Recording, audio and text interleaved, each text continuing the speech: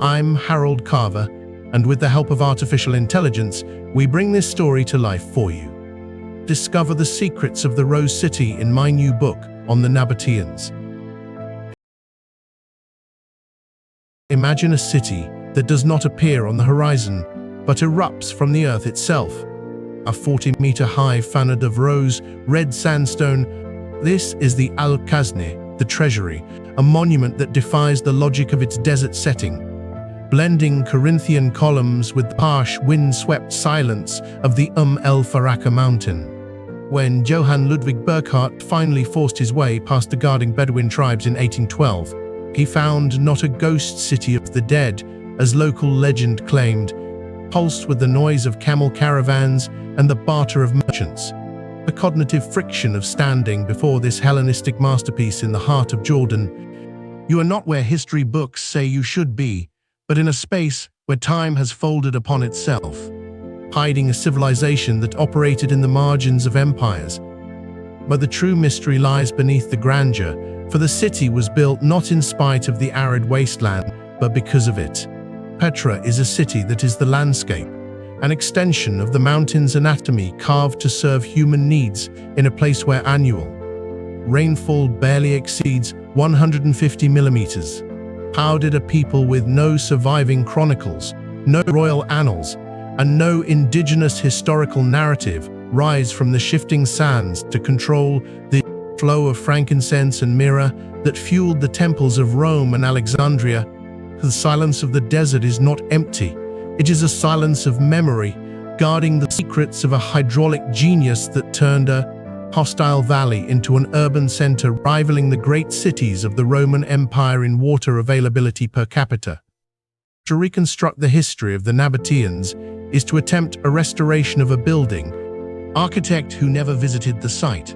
Their written records are overwhelmingly funerary or dedicatory, scratching names of gods and private transactions into the stone, rarely mentioning the great events of state or the lineage of kings.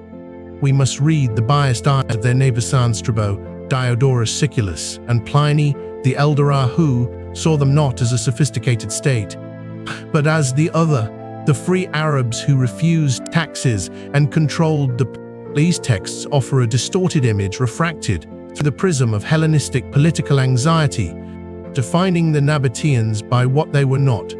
The real history is not in the books, but written in the rock, waiting for us to read it. For centuries, historiography cast them as mere bandits or mercenary raiders, a perspective that obscured the sophisticated political structures they were building. It was David F. Garth who first began to dismantle this caricature, arguing that the Nabataeans were not a sudden arrival, but a people with deep roots in the nomadic pastoralism of the North Arabian and Southern Levantine zones. Their ascent was evolutionary, rooted in the pastoral traditions of the desert, where survival depended on an intimate knowledge of ephemeral water sources and the ability to mobilize quickly against threats.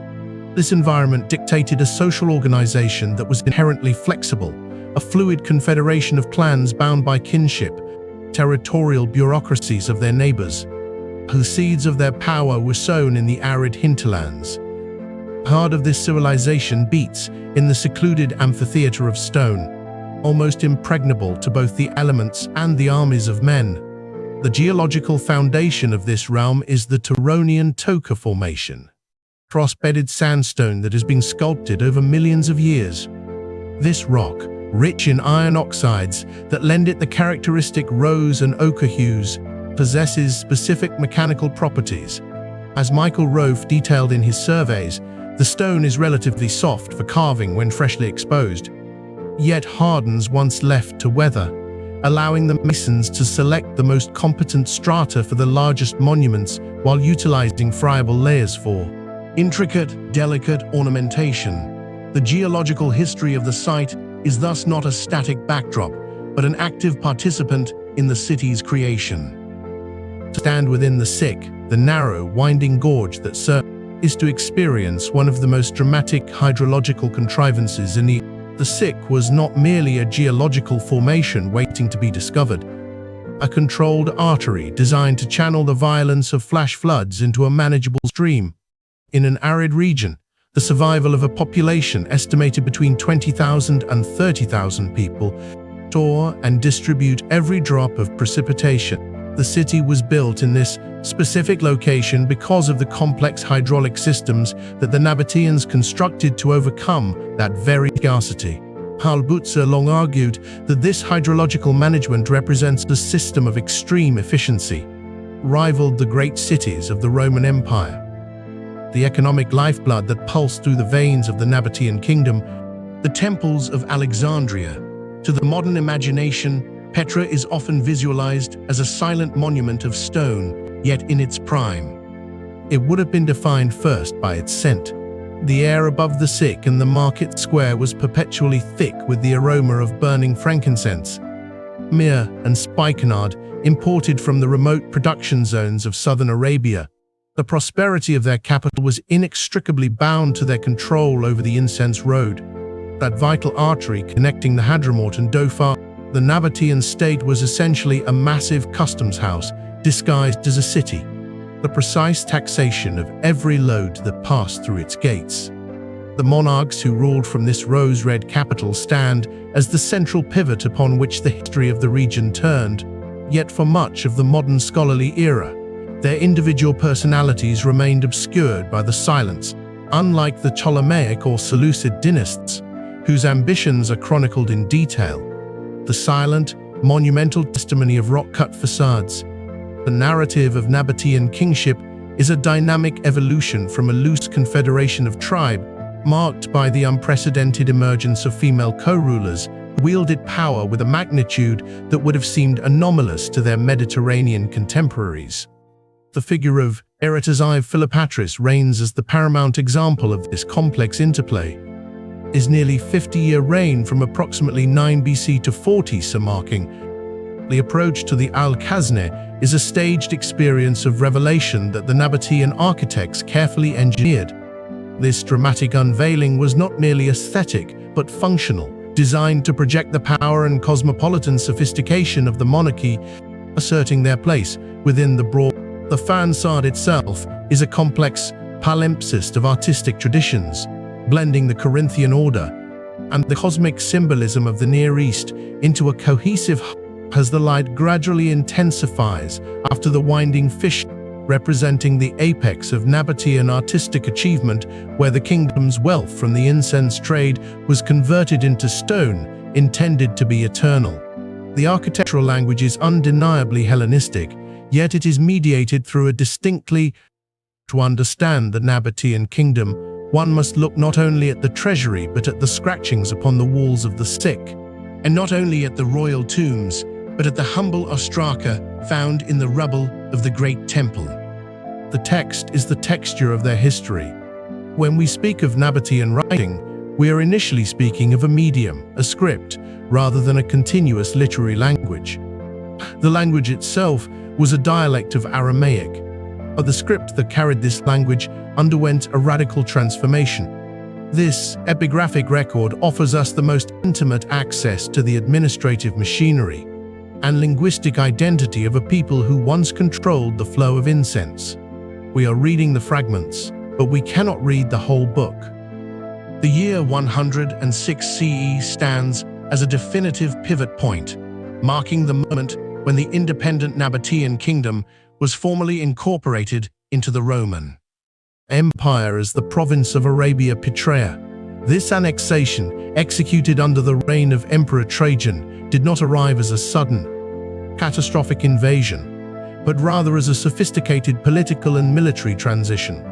For much of the 20th century, the narrative was dominated by the view that the last Nabataean king, Rabel Essa, died shortly before these events.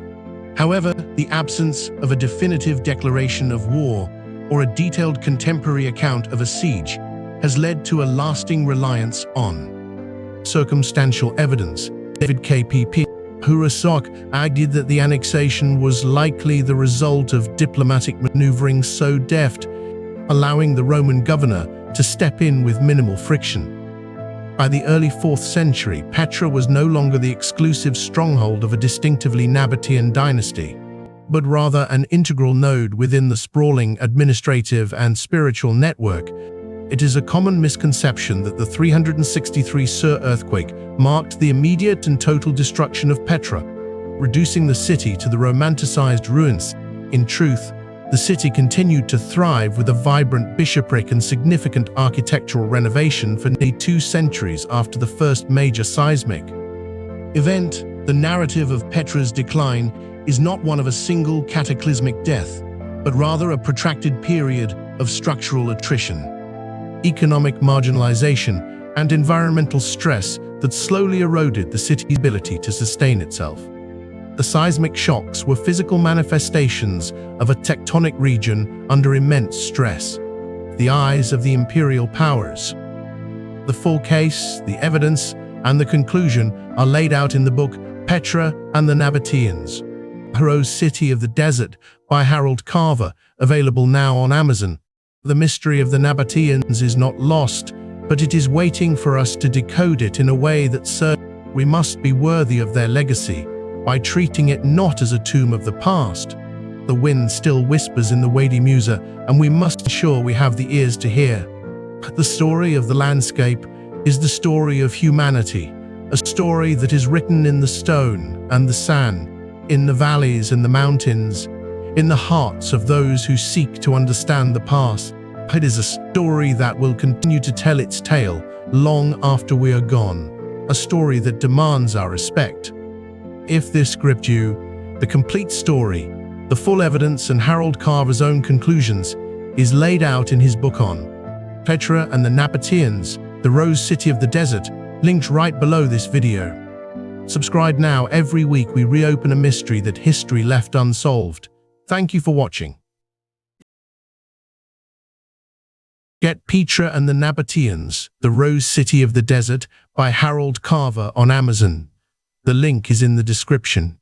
And subscribe for a new investigation every week.